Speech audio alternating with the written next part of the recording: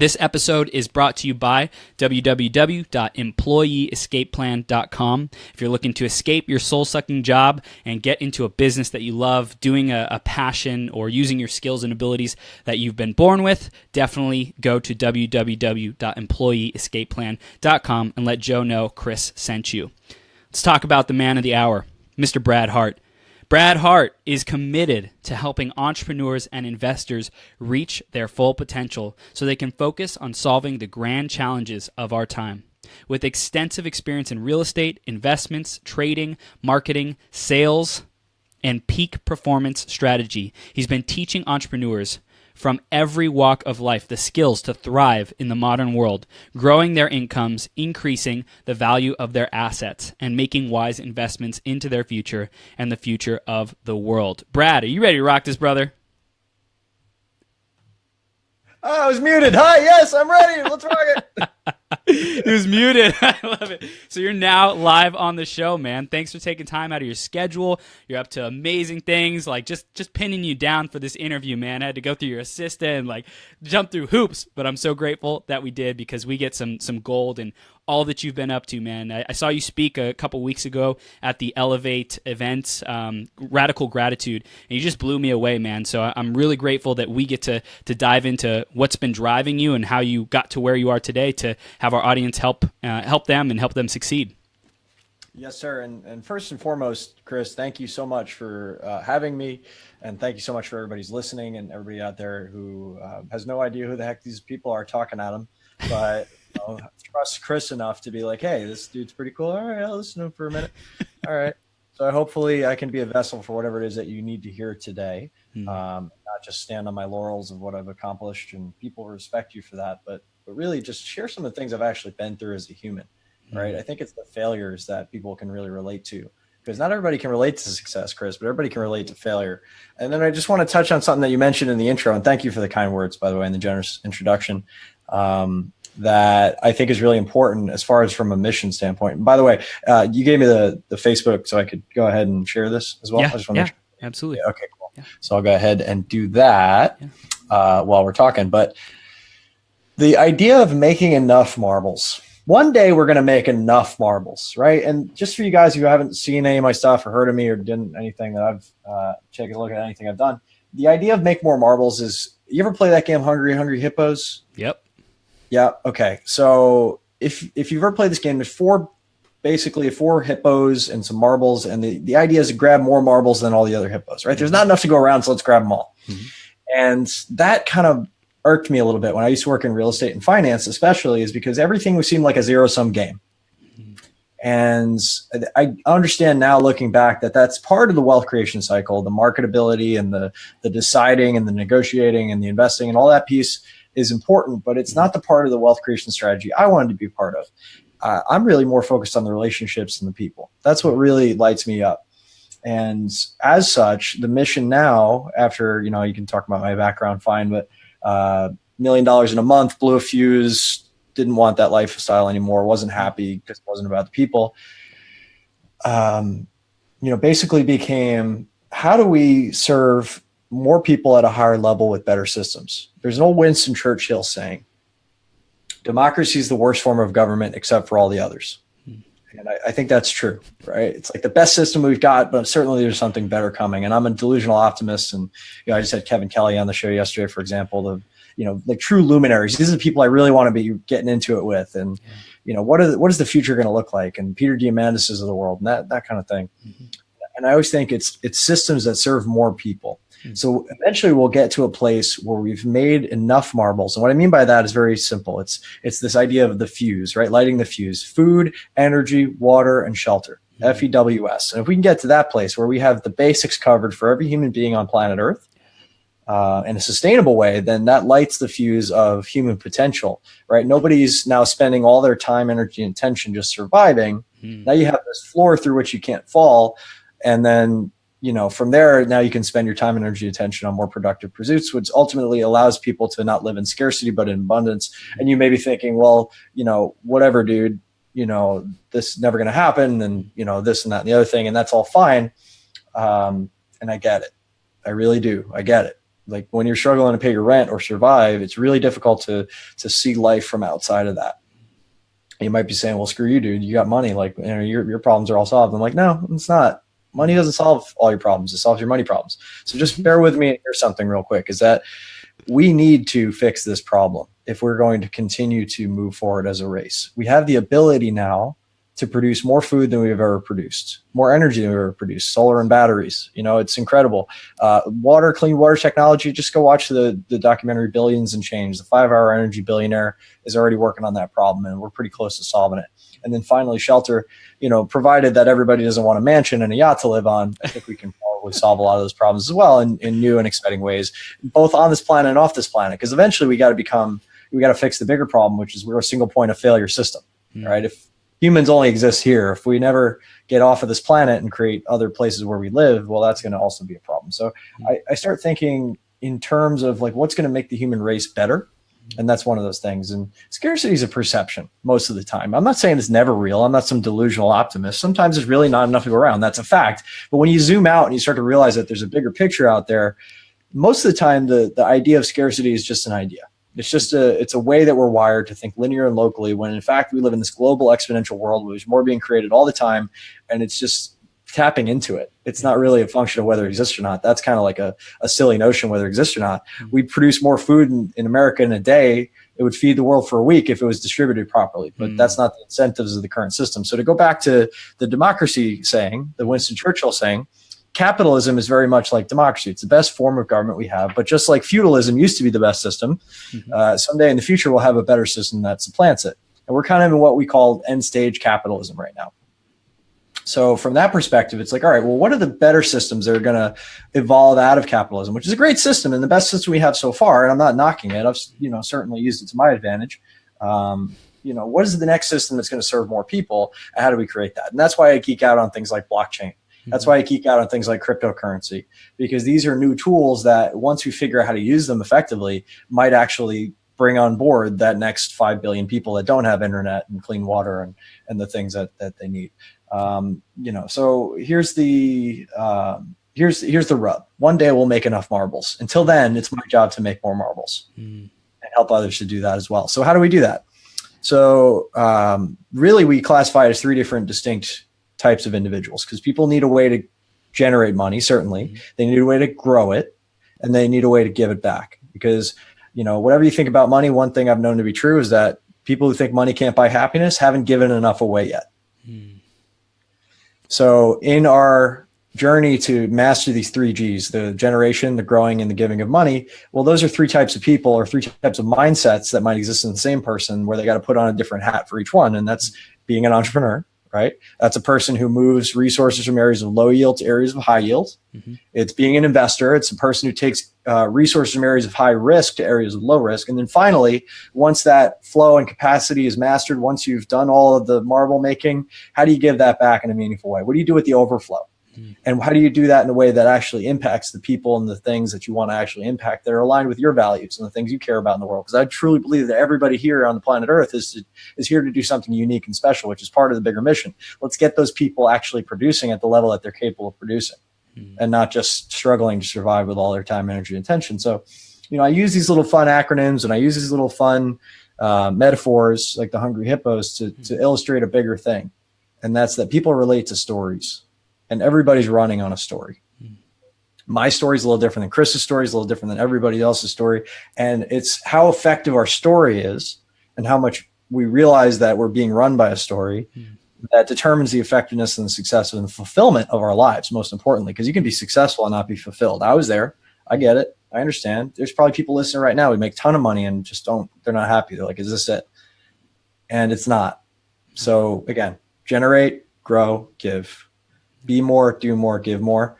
And at the end of the day, when you look back at your life, knowing that you lived with no regrets and you did all the things you wanted to do and you affected all the people you wanted to affect, you see all those personal effects in your own life, but also the ripple and domino effects in everybody's ever touched. I mean, that's a life well lived. And I'm grateful to say that my mission when I first started this was to reach 1 million people and to have a million people impacted by our message. We've well surpassed that about 3.5 years later. And that's, God bless. I mean, I can't even believe it. It kind of passed as like a little quiet milestone in the night. And I just want to take a moment to actually celebrate that. We've reached over 1 million people. Dude, awesome. And that's beautiful. And what's the next goal, right? Because that's cool, but there's more people out there, certainly. So that's kind of the whole make more marbles philosophy. That's the whole spiel. Chris, I know I kind of hijacked for a while, but I'd really love to hear your questions or clarifications of the things that you think would serve the audience best based on what I just said. And then we'll kind of expand from there. How's that sound? I love it, man. And by the way, that was amazing gold. And everyone, as you can tell, Brad is an experienced speaker, presenter, person who just shares his heart with people. And you know your stuff, dude. That's the one thing I really acknowledged and admired about you is how well read you are, how many different arenas you pull examples from. So I want to get back to that. Like, what drives you to be this powerhouse? What had you show up in this way where you're brilliant and you tap into your brilliance, tap into your gifts, you tap into your curiosity, you're harnessing your story? Like, how did you progress along that journey? That's a really great question, Chris. And I think it's a multifaceted question. It would take a long time to answer all the little pieces of it, just like every one of you listening. You know, I'm sure you have multiple things that have shaped you into who you are. But I think some of the bigger pieces, is I grew up, very poor, hand to mouth. My dad, when I was 2 years old, he was driving a lumber truck to support us. And one day he was driving it down a hill in Long Island, and the load shifted and came through the back of the cab and pinned to the steering wheel. He slipped a disc and he couldn't walk for 6 months. He was crawling around on a mechanic's creeper. And, that's the story I tell. But the bigger piece of that is that, my dad, from that moment, even though we eventually, got him a surgery and he was able to walk again, never really was the same again. He would medicate, he would drink, he would have a lot of problems with that. And eventually my mom had to leave. And, this has all been worked out and the trauma's dealt with. But when you grow up as a kid with no money and a crippled and injured father who medicates himself with alcohol and pot and everything else you could think of and stays up all night, and you're basically raising yourself. Now add to this fun, concoction of circumstances. Mom leaves, and now I'm finally allowed out of the house because I wasn't when she was around. And the first thing I do is I go across the street and make some friends with the bigger, older kids that are more fun and smart and socialized. And I was never the biggest, the fastest, the strongest. The first thing they did was initiate me, which is line you up against the wall and kick in the testicles as hard as they can, as many times as they can before the adults start screaming, or before I scream so loud the adults came and intervened. So that was super fun, first foray out in the world. And when you do landmark later, they'll talk about like, what was the first moment you knew something was wrong? And that was the moment. I was like, this is not right. This is probably not for me. There was that, and they all grew up to be, a lot of them grew up to be like skinheads and skinhead gangs. And one of them murdered 3 people and went to jail for a long time. And a few died. And like, there was some gnarly stuff happening at the time I grew up. And some of these kids are like addicted to heroin nowadays. Luckily it was like booze and pot back then. It wasn't as bad, but growing up in that, the natural inclination, I think, would be, and there's different ways that people deal with trauma. Mine was to block it out, a lot of it, and not realize just how traumatic some of that was. The problem with blocking stuff out is that emotionally, you also you get numb, right? You don't feel good stuff either. So when you're trauma blocking, you also don't feel the good stuff coming in. So that was a piece of it for sure. And then the idea around belonging. I never felt like I belonged anywhere. And I was always like trying to be making friends with the bigger, smarter, faster, stronger, more socialized kids. And that was a great source of pain in my life, but it was also my greatest strength. Whatever your, the superhero journey, if you will, it's always like the thing that's their weakness that becomes their greatest strength. So that was another piece. And that's led me to be, when I was 8 years old, I tell a story. I was on the swings at recess because I still had no friends. I hadn't figured it out yet. So every day at recess, I would get on the swings and I would swing back and forth and I would, soothe myself. I think I was a little bit on the spectrum. And what I learned is, we have dreams that may not come to pass for many, many, many years. And that dream that I had that day was that one day I'd have friends wherever I went. One day I didn't know how big the world was, right? I had no idea, no concept of how big the world actually was. But one day I knew I would just, wherever I went, there I was, and I would have friends wherever I went. And now as a 32-year-old man, looking back on some of the things I've done just in the last year, going to Hong Kong and China and Greece and working in Mexico and building houses and working in Syrian refugee camps and bringing people on trips and bringing 47 people to Tony Robbins. Like, that's really the truth now. I do have friends wherever I go. It's a beautiful life that I've built through a lot of pain. So when you talk about what drives me, it's what drives everybody. It's pleasure and pain, right? My specific story is going to be a little different than your specific story, but we've all got painful moments. We've all got pleasurable moments. And leadership really starts with self-leadership. It's understanding that's how your brain works. And if you can make something painful enough, and the cost of doing that and keeping doing that thing, that habit that's creating your reality, is painful enough, and the changing of it is pleasurable enough, your brain is wired to do that. Yeah. And then ultimately you learn skills to influence and persuade others to do the same thing, because the pain is too great and the pleasure is too great to stay where they're at. So when you ask the question, and I could go on and tell stories, that. When you ask the question, hey, what drives you, Brad? It's like a lot of that stuff. And then a lot of stuff that's happened since then. But I think eventually you get out of, okay, you start making little deals with God. Like, I don't need any more painful lessons, God, to teach you the things that I need to teach. And the pain starts to shift, starts to become a little different.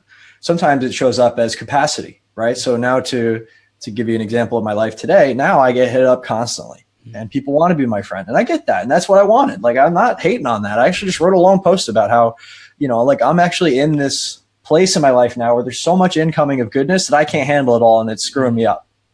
It really is, because I want to be the guy who's like, yeah, everybody come on in, and I want to be the marbles guy, making all the marbles and being abundant.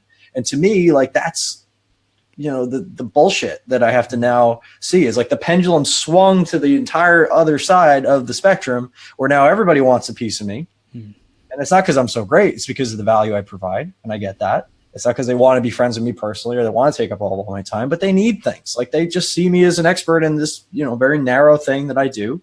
Like, for example, crypto. I get hit up about 100 times a day with crypto questions. And that's fine. And that's good. And that's wonderful. And I'm happy to help. But I can't, unfortunately, respond to every single one of those. So I come up with cheat sheets and leverage. And that's really it. You just got to grow. You got to grow, and you got to find better ways to serve more people. And that's really all it is. That's the journey of being an entrepreneur. That's the journey of being an investor. It's a journey of being a philanthropist. Is how do you, knowing that you have 24 hours in the day, knowing that you have a certain amount of energy, certainly you could increase it through exercise and proper eating and yada, yada. And how only having so much finite amount of attention, which can be trained, but also is finite. How do you take that time, energy, attention, make enough money with it, add enough value with it, so that you can then leverage the time, energy, attention of others? This is actually a really fun thing that we do. We call it the steam engine. It starts out with a cup of tea, right? You got time, energy, attention. Then you can use that to make some money. Once you have excess money, you can hire other people's time, energy, attention. You can build a little team, right? And then eventually you go and you create systems that save you yourself time, energy, and money. And then you add that S to the team, and you got a little steam engine of productivity. And once that thing starts going down the tracks, man, it gains enough momentum. It just keeps going. And it's hard to slow down. But getting there, it starts with just a little cup of tea. And that doesn't seem like much. But paying attention to the fact that you have a cup of tea that God gave you, or God of the universe, or Yahweh, or the flying frickin' spaghetti monster, whatever you believe in, there's something more than what we see. Totally. That binds us all together. And using that gift, when you do well with what is given, more is given. It's the parable of the talents. If you haven't read it, check out a Bible once in a while. And not that I'm super religious. I know I'm kind of coming off that way. It's all religions are a path to God, just like all personal development is a path to a higher self. Wow. Right. I think they all have it a little bit right and maybe some of it wrong, and that's okay. But truth with a capital T doesn't exist. It's a fantasy. It's our truth with a small t that we know. And that's always evolving. And I think the mark of an educated person is just to be able to take an idea and not just reject it outright, but to consider it. Be skeptical, but listen. That's the fifth agreement, as Don Miguel Ruiz Jr., who I just had on the show recently, would say. His dad wrote the 4 agreements, so try living in that shadow. Anyway, so all this is to say that we're all evolving at all times. And what drives us varies. It's different now when I'm 32. It's more about my team and my mission. And my businesses and how I can grow and have more resources to serve more people. And I got to master the game of where I'm at, right? Before, if you can't make it, you can't master it. If you can't master it, you can't matter. That's Damon John. If you ever watch Shark Tank, he's a really smart man. I have a friend who works for him. And, that's one of the things he always says is like, you got to master the game of today. before you think about the game of tomorrow. And I've been thinking so much about the future, I forgot about the present for a while. And that was the last 3 years of my life. And now this year it's been master the present. So there's my guilty secret, is like I made so much money and did so well and blew a fuse and then spiraled and had to do a lot of personal development to get to the place where I am now, where I've rebuilt my business and realigned my perceptions and done all the things I needed to do and grown into the person I need to be for the things that I wanted, needed, and desired all along to show up, right? That's the same thing as that 8-year-old kid on the swing set. You had to become the person for whom those things show up effortlessly. Or you'll always be stuck in the how. So again, you are so like knowledgeable, man. I love it. I love it. I love it. And we all are. We all have our own wisdom. We all have our own truth, or like our own version of what's important to us, and we're all on our own journey. So what guides you to the sources of information that you study? Like, how do you know what to study? How do you know what to look for? What questions do you ask? That's a great question, and I'm going to answer it in a different way. So I spent about 10 years trying to figure out the problem of why do really successful people, mentors I call them, give me great advice that's obviously worked for them, because it's, success leaves clues. You can see it's worked. That just doesn't work for me. And that drove me crazy. Have you ever had this experience, by the way, where somebody gives you great advice and you try to follow it and you just can't do it for whatever reason? Yeah. And I figured out why that is. It's because some people are good at some things and they have a certain flow, whether it be ideas, people, timing, or numbers, and some people do not. And they're all necessary, and they're all useful, and they all make up a part of a team, and they all make up part of a wealth creation cycle. But not every one person has all those 4 things. And to think that you do misses the bigger point, is that we're a collaborative species, and certain people are good at certain things and more in flow with certain things. So to answer your question, where do I find the information? It's the who, right? I'm the entrepreneurial owl. So if like ideas are what, people are who, timing is when, and then the other side of the spectrum, I guess, would be like the numbers, would be like the how, like how do we get it all to make sense, and systems and processes and spreadsheets and all that crap that's on the other side of the spectrum that I can do, but it doesn't light me up. So I'm not going to do as much as I possibly can of it. The answer is very simply, I ask who. That is my question that I start with and I end with. We all are tied together by why, by the way. The why is what ties us all together. That's what missions are aligned with. That's what go around the whole spectrum. You say who, what, what's the big idea? Who's the person to talk to? When is the right time? And how do we do it? The why is what ties everybody together. I'm always asking who. And I read a great book once that was, it was called Paradox of Choice. It's by a guy named Dr. Barry Schwartz. And if you haven't read the book, I'll just give you the 2 main points. The more choices that we consider in making any decision, the less satisfied we'll be with our ultimate outcome. And as such, what he recommends is only consider 3 options in any given choice and make that choice and move on to the next one. Here's why. Because the most successful people in the world make way more decisions than the most unsuccessful. They also fail a lot more, but also no one choice is not doable. I actually told this to somebody one time and he broke down crying because his entire life was just like, I can't make the wrong choice. So maybe it's important for somebody to hear right now, and that's why it's coming up. But I don't know. What I do know is that when you consider 3 choices, you now have options, and you don't feel like you're making, a bad choice because you're compelled, right? 1 choice is not a choice; it's a compulsion. It's what you have to do. Dilemma is 2 choices: will they, won't they? 3 is like, okay, let me pick the best one out of 3, and then you have backups. That's cool. We can go with 3, and then finally. You knowing that and knowing what I'm good at, which is who. I don't need to know everything if I know everybody. I'm always asking who's the right person for this particular thing. Who's the genius, right? Who's the person that if I just say, hey, I got this problem, they're going to solve it. So when you ask me like, how do I find the information? That's how. It's just I go to the best in the world I can find that I know of, or I ask, and I consider no more than 3 options, and I go forward. What has people irresistibly say yes to you, Brad? That's a great question. Don't tell me if you figure it out, because I will use that information for bad. No, I'm kidding. Influence is a funny thing. It's like a hammer. And a hammer can be used to build a house. We're going to build 2 more houses next weekend in Mexico for families that need them. We did one back in September. So it could be used for good.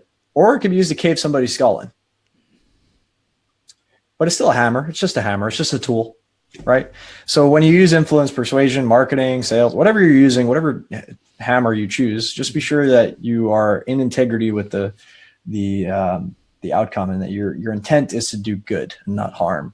Why do people irresistibly say yes to me?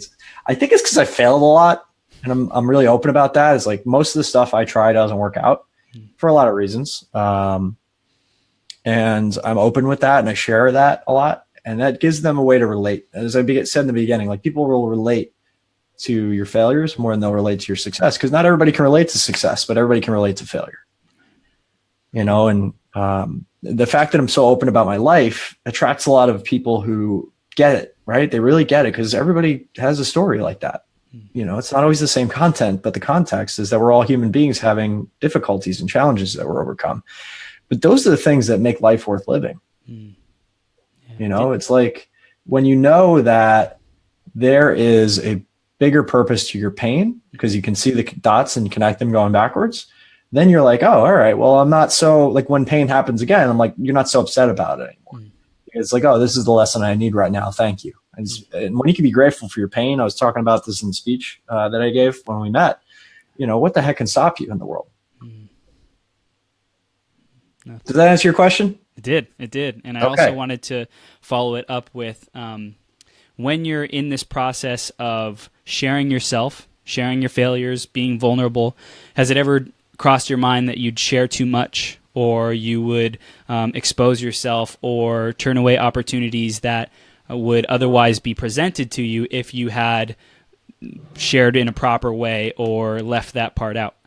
Yeah, that's a great question. And I guess there's a couple pieces to it. So I'll break it down. It's like, well, what are you trying to accomplish? Right? Am I trying to be the president of the United States? Not really. I could care less about that. Right. So I don't really have like the same filter that a politician might have. But even politicians are getting more real. And I think as a society, as like a civilization, we continue to mature. I think that'll continue to be a thing that happens. Like if you just look at the last 5 years, 2012 to 2017, the average citizen has so much more access to stories, to information, to knowledge, to just the ability to relate to one another, that I think the stuff that we used to get really upset about, like case in point, Clinton smoking pot was a huge deal, and Obama, they never even talked about it. Right. He definitely smoked some pot, right? But nobody gave a crap anymore. It's like, oh yeah, that's going to be legal soon. Who cares, right? So it's like that kind of thing. It's like, I've done some stuff I'm not proud of. I've done some horrible stuff that hurt a lot of people, and hurt people. And so has everybody. So have you. And anybody who says, no, they're probably lying about other stuff too. So not to get off topic, but I think that's just a really important thing to understand, is like, everybody's human. That's what we have all in common. And as soon as you lose sight of that, I think you start to forget some of the things that maybe relate you to other people. And then oversharing, I don't know that there's like a little bit of a game to play politically in life, and we're all playing games for different reasons. Being really clear on the outcome helps clarify that. Like, what do you really care about? What's the outcome that you're trying for, and why? Why is that important? If you're really clear on the what and the why, then you get less bent out of shape when stuff like that happens. It doesn't happen to me, sure. Have I cost myself a lot of opportunities? Yeah, I run my mouth a lot. I say what I feel a lot, and I could probably do better at not doing that so much. And again, when I do that, it does brings the right people that I'm wanting to attract. It's like my filter. Yeah, really. Like that's how I look at it. It's like, if you can't handle this, I don't know how we're gonna, or your flow. It's like the flow of life, like how you flow. If someone's jiving with your flow or messing up your flow, like, I don't want you in my space. Well, it's not even that. It's not I want to exclude people, but it's like I don't have any time. So, I got to exclude some people. Otherwise, like, I can't serve 7.5 billion people myself. One-to-one. I can't do that. So, like, what's a way I can do enough of that where it makes sense? And then I mess this up all the time. Like, just to be vulnerable, like, I had some of the women in my life come up to me, which I thought we were good. Like, I thought we were rock solid. And they're like, no, we just, we don't feel like we can trust you. We don't feel like you're creating space for us. Not so many words, but, like that hurt my feelings. And then I realized, like, no, they're right. I'm just not doing that. I know how to do that. I'm just not doing it right now. I need to stop and check myself before I wreck myself, because this is a consistent pattern. and it comes from like belonging shit. I know what it is. You know, if I feel like I don't belong, I start acting aloof, which, you know, or I'd be sarcastic, and that kills intimacy, which blah, right? Yeah. Doesn't help anybody. Not me, not them. And I feel weird and they feel weird, and nobody, and they don't come and tell me about it. They're hurt, and I feel terrible. So, yeah, I'm happy to share that stuff. You know why? Because I work stuff out loud. And this is a way for people to realize that I'm, you know, you might see a version of me through social media. And whether I paint that 100% accurately, I'm trying to. I really am. Like, I'm trying to give you the dirt and the goods. But then the way you interpret it, like, part of communication is how you see that. So you might see me as this perfect little idyllic life. And yeah, my life's freaking awesome. I live in a beautiful 5-bedroom house overlooking the ocean. And, you know, it wasn't always like that. So I have the contrast to be grateful for it. But at the same time, like, I'm still a dude who's figuring it out. I'm still young. I'm still brash. I'm still egocentric. And I reserve the right to change my mind. I reserve the right to go back and say, yeah, Brad, when he was 32, like, just like Brad when he's 22 was a complete disaster. So, you know, we're always evolving. And it's just by the grace of God, or whatever you believe in, flying spaghetti monster, that we get another opportunity to try it again. It's not about getting it right away every time. That's not possible. It's about getting it right eventually, and having the intent to eventually get it right, and not having to relearn the same painful lessons over and over again. So that's a great question, Chris. And I think we're all figuring that out. And I think as a society and as a human race, we're figuring that out. Is like, what's an appropriate amount to share? Yeah. And I think the other side to think about is like, is it considerate and valuable and specific to the person that you're messaging? So, you know, part of communication is what I say, part of it, what you hear, but like, part of value creation is, what do you need to hear? Yeah. Right. So maybe I'll say a thing to a person that I feel is the right move, and I'm wrong, or I'm right, or whatever, but I'm not going to not take the shot, because, you know, being nice isn't the way. That's for sure. Being nice to people in a polite society, that makes sense. But like, those are strangers. When you're really in it with people and you're trying to add value to them, being nice is not what's needed. Being kind and being valuable is what's needed. And that entails all the things I just kind of outlined there. Do you find that polarity and, you know, really people standing in their values, standing in their opinion, their vision of life and how it should be or how it could be, what they're committed to? Do you find that people are stuck? A lot of people are stuck with that, or is that kind of just the outliers of people who are dealing with that? Same ego, spirit battle we all have. Just different levels, Jerry. Levels. You know, the ego is a powerful force, and it keeps us alive. You know, rational fear that keeps us alive is good. Irrational fear that keeps us from living is not great, to paraphrase my friend Peter Scott. Peter Scott, the fearless leader. Check him out, fearlesslife.com or Fearless Life Academy. Anyway, so yes, and we all deal with that stuff. It never goes away. Your ego is important. It's you wouldn't want to not live without it, or you wouldn't want to not have it, but letting it drive the bus is also not great, right? Everything, Chris, everything in life is a pendulum swing. My first cousin, so my dad's first cousin, so my second cousin, Tommy, he used to say that you need moderation in all things, including moderation. And I think he's really right. I think that was really sage wisdom that I wasn't ready to receive when I was a kid, that I'm really ready to receive now. It's like, there's a pendulum swing on either side, and you have to go to both ends to see what the middle is and to appreciate the middle, and then walk the middle, walk that abundant line. That's what I call it. You're not a miser. You're not a martyr. You know, you're not a totally full of himself, selfish jackass. You're also not somebody who goes out into the world and tries to give everything till he's got nothing left for himself or anybody else. And finding those lines is really like that duality, that paradox of life, that yin and yang is, you know, I think the thing that everybody wants. Yeah. They don't always recognize it, that's the point, is to get there. Is there a affirmation or a declaration that you would use to stay on that middle ground, to stay in alignment with that middle ground? Let's make one up. No, let's make one up right now. Let's, you know, God, Yahweh, flying spaghetti monster, please, in all things, allow me to achieve moderation, including my ability to moderate. And when I swing into the sides of the pendulum, as much as I like variety and as much as I like to swing to the sides of the pendulum, have that be okay and not damage things irreparably, and allow me to come back and refocus where I need to be focused, and in the best and highest good for all concerned. Because here's the thing I've noticed about successful people. They consider second, third, fourth, fifth level consequences of their actions. Victims only consider their first order consequences, which is what they want or what they need at any given time in any given moment. But when you start to think about, okay, what are the things that may not be the best for me right now, but are the best for everybody concerned, including me? That's when you start to become really successful and valuable. That's awesome. And then how do you analyze those levels? Is there questions that you ask? How does this affect me? Okay, who else does it affect? How does it affect them? Okay, who else does it affect? Is it just that simple pattern of thinking? Yeah, that's one piece for sure. It's a funny thing about consciousness. You can only perceive the level of consciousness that you're at or below. Mm-hmm. So like, I'm sure you've run into people where you're like, oh man, I totally know what that guy is thinking about the world. Mm-hmm.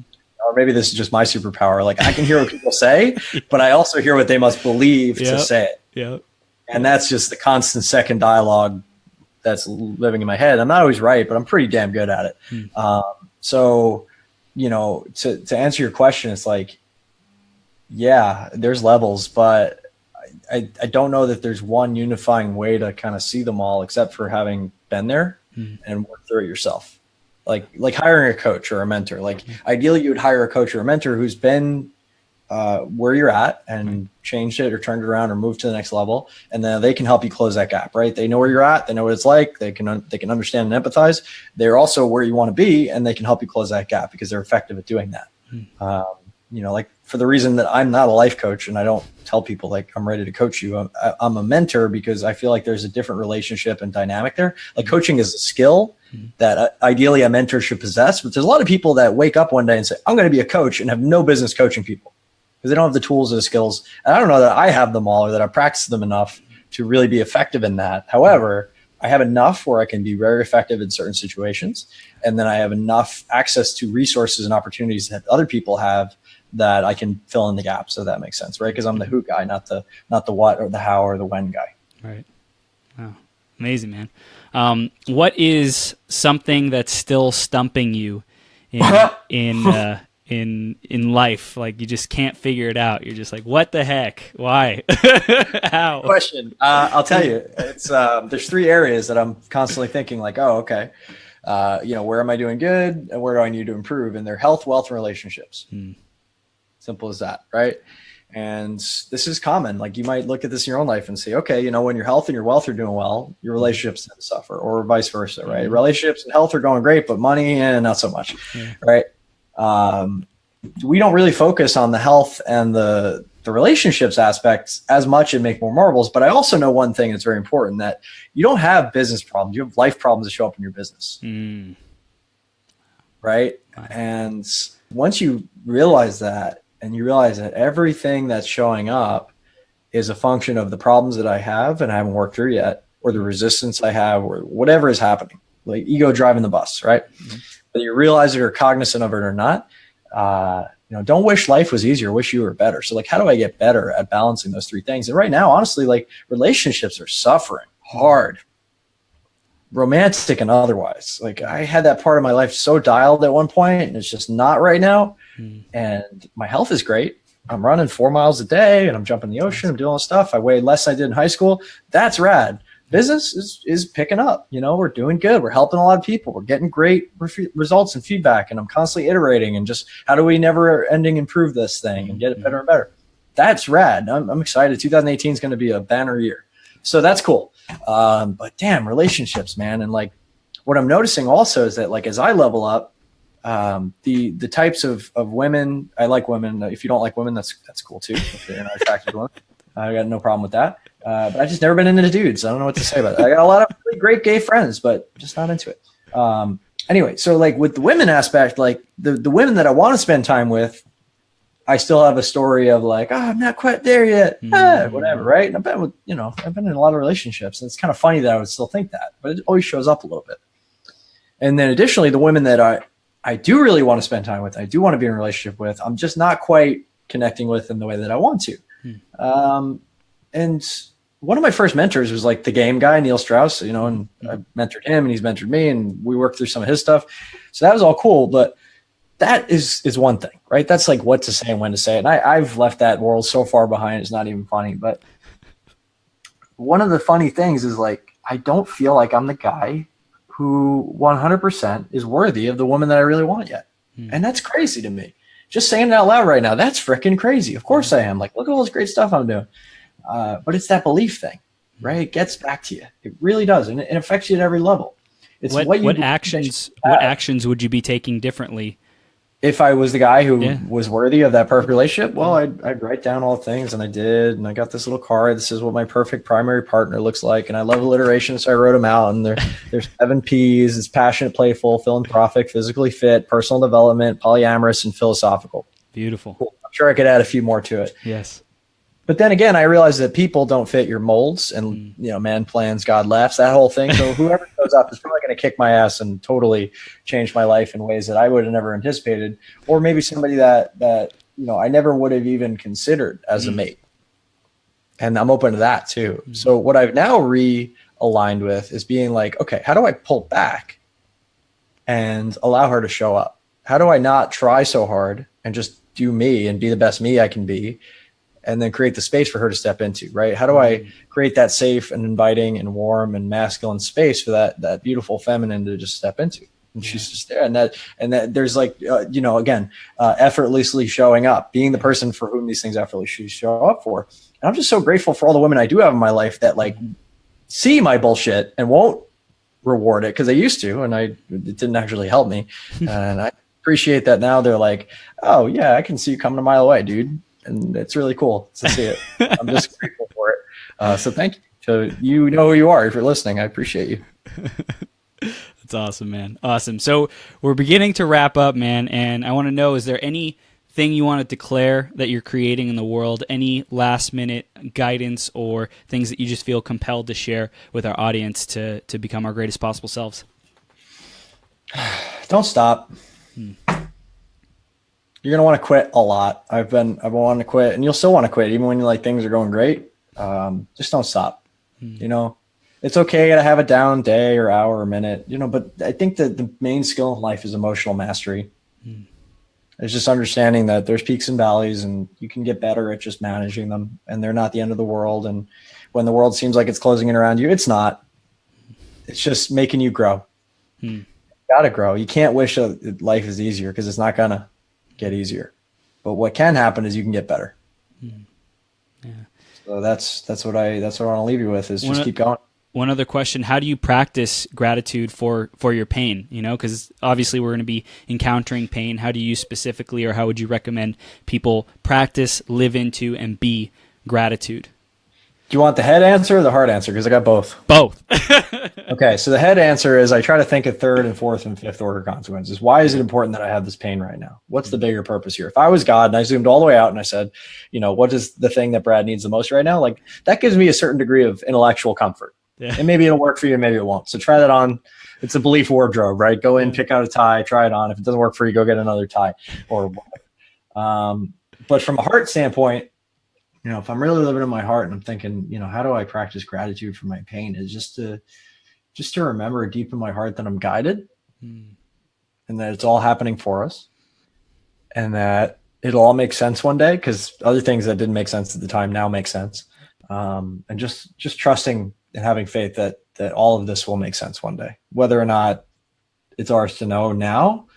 Like, you wouldn't, life is funny because it's like a book you get to write and live at the same time. Yeah. You're the author and you're also the main protagonist. Yeah. So that's a beautiful gift. And I think it's something that I never get over, being grateful for that. These painful parts, man, they're a part of that. They're part of that struggle, part of that journey, part of that duality. If everything was bliss all the time, you wouldn't have anything to compare it against. That's all. Comparison is joy. I'm sorry, comparison is the thief of joy. However, the ability to compare creates gratitude, right? Because if you know what bad is, I've been to where bad is, this isn't it, then you can ultimately be grateful for what you do have. Wow. Contrast, so important. So important. Boom! Boom, Contrast. baby. All right, Brad, how do people stay connected with you, and what would you want them to do next? What are you inviting our audience to do next? Yeah, please come and play with us. We're at makemoremarbles.com. Check out the podcast, check out the Amazing blog. interviews. I listened to a couple of them. They're Thank you, Chris. awesome. Yeah, Awesome. I'm doing the best work of my life right now. I just had Dude. Kevin Kelly on the show yesterday, Wired Magazine. I'm blown away with the quality of the guests we're getting. We had the CEO of Friction and Virgin Galactic on, and Dude. like all these amazing luminaries and future people. And I'm like sometimes just sitting there talking to them. I'm like, why the hell are you talking to me right now? You have so much better stuff to be doing. But it's beautiful, and I'm grateful, and thank you. Thank you for that opportunity, guys. I would just love for you to listen to the podcast and leave a review if you feel inclined on iTunes or wherever you want to do it. But yeah, makemoremarbles.com/podcasts. Get on the mailing list. We send out great stuff every day. Reach out to me, Brad at Make More Marbles. Check out our Facebook page. Check out me on Facebook. It's facebook.com/Brad Hart. I'm not hard to find. But then again, I may not have the bandwidth to respond to you all the time. So just, that comes and goes. So if I don't get back to you right away, it's not because I hate you. It's probably because I dislike you immensely. No, I'm kidding. It's not personal. Don't take it personal. Awesome. Dude. Brad, I acknowledge you, man, for being someone who's just illuminating the future for everyone around you, having people step into their power and their greatness, man. And I really am so grateful for this interview. I'm grateful for our audience who is here to listen to this. And for everyone who is listening right now, definitely follow Brad. Definitely go listen to his podcast, subscribe to his stuff. It's like so good. I was like looking through your site and reading the stuff, like the mission and like this on the sidebar. I'm like, dude, this is gold. This is like, I get that this is your soul and it's important to you. It's like your life's work. And there's a lot of stuff that's being done in the marketplace right now where people are trying to fit into a box, and Brad is like making his own playground over at Make More Marbles where we can succeed and learn how to make more marbles. So Brad, dude, thanks for teaching people. We can have fun doing it, and guys. Exactly. It's gonna be a slug. We can do it together. We can make it fun. We can make sure you're doing stuff you like to do and not so much stuff you hate to do. It doesn't have to be hard. But we're making it hard because life, guys, they teach you to be afraid and scarce and not trust others and all this crap. Don't talk to strangers. It's good when you're a little kid. It doesn't work when you're an adult. So just let go of those stories and make up some new ones that serve you better. That's all. Absolutely. Brad, you're awesome, man. Keep it up. We love you. Keep shining your light, man. Thank you. All right. We'll see you soon.